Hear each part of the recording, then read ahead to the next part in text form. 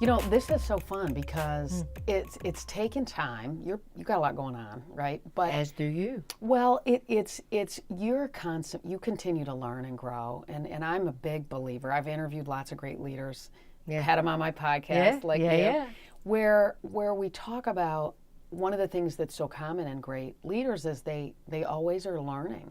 Well, knowledge is power. Knowledge is power. Knowledge is power. And they want to take that information and they want to give it back and they want to share it so that it makes other people better. And what's so fun now is when I was a sports agent, it was such a competitive industry that a lot of people didn't really help each other. Yeah, entertainment's that way too. Is it? Yeah, I think people undermine each other sometimes for the sake of them getting ahead. And wow, it never doesn't feel good. It doesn't work. No, ultimately it doesn't. Ultimately it doesn't. I don't think it does. I think when we can help each other, and that's why. And part of this for us is that, you know, if women can help women more, and we can lift other women up. For me to lift other young women up to help them. People always say to me, do you think there's a space for women in the sports agent space? Absolutely. It's a great spot for young women. You can help and serve in amazing ways as a female agent, I think. Yeah. And I know you're at a place in your career, too, where you want to help other people serve great talent, too. It's about being a good steward. Yeah. You know, if you learn something and you don't share it, then what good is the information? It's not. Being a fat Particularly head that knows if you a bunch get of hit by stuff. a bus the next day. Well, hopefully neither But one we of us gotta are going give to get it hit by that. back. Absolutely, and it's about being a good steward of the information. You're sharing that, you're helping other people, and in so doing, you're affecting the future. Yeah. I'm not always going to be here. Right. But the imprint of what I had to offer may well live, hopefully, past me by 100 years or two, or who knows. I would rather know that I had an impact and was a good steward of the information so that it gets disseminated. As I said before, nobody loves stupid.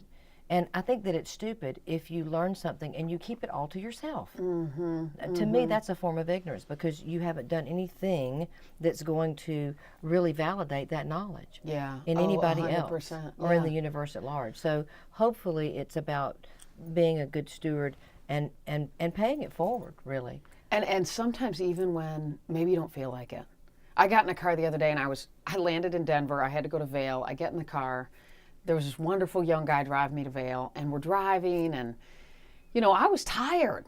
It was a time change. I had to wake up, and, you know, we're driving, and, you know, I kind of asked him what he was doing and how he was doing, and then he kind of opened up and started sharing some stuff he was trying to change in his career. We spent an hour and a half road mapping his career, and by the time I got out of the car, I was pooped. But you know what? This is a dude driving a car. What a nice guy to be taking me to Vail. And we got out, and this guy walked away with a plan for his career. And I was tired, but it didn't matter. He now maybe is marching on with that. And so I think but you never know about that. And the other thing I'll say, there are times. Well, he linked in with me, so we're tracking it. There you go. There you go. But there have been opportunities or things, phone calls that have come in, and I've just been busy, and I'll put it off, and 2 weeks later, whatever, I'll finally follow up on something. Just catching up with my life. Yeah. And that one thing will have been something. It's almost like my own stupidity. I was like, wow, I should have done that 2 weeks ago, because something so important happened because of that. It has taught me never to put off opportunity. It's like you steward that, you dig that, you go in on that because there's something in it for you too. And you are helping other people. But the times when I have negated something or put it off or thought, whatever, it's always come back to bite me on the butt and has taught me a really important lesson about, hey, I wasn't really a good steward of that time or that opportunity. And I work really hard to till those opportunities now so that that's never the case. I don't want to miss an opportunity to help somebody now. And because of knowing that help, you never know where that's going to come back out to help you. You just never know.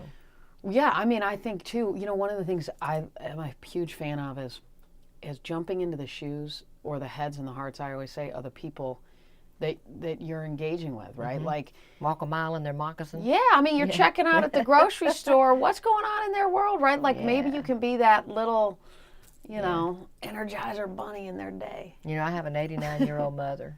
Oh, and who's, you know, she still lives at home independently since my dad died and all, and she's relatively housebound, but she's still mobile. Yeah. And she pins cards.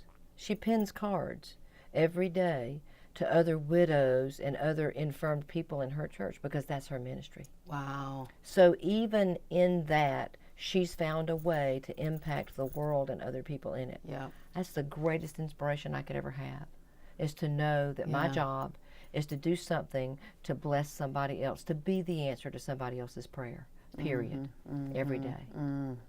Boom. Well said.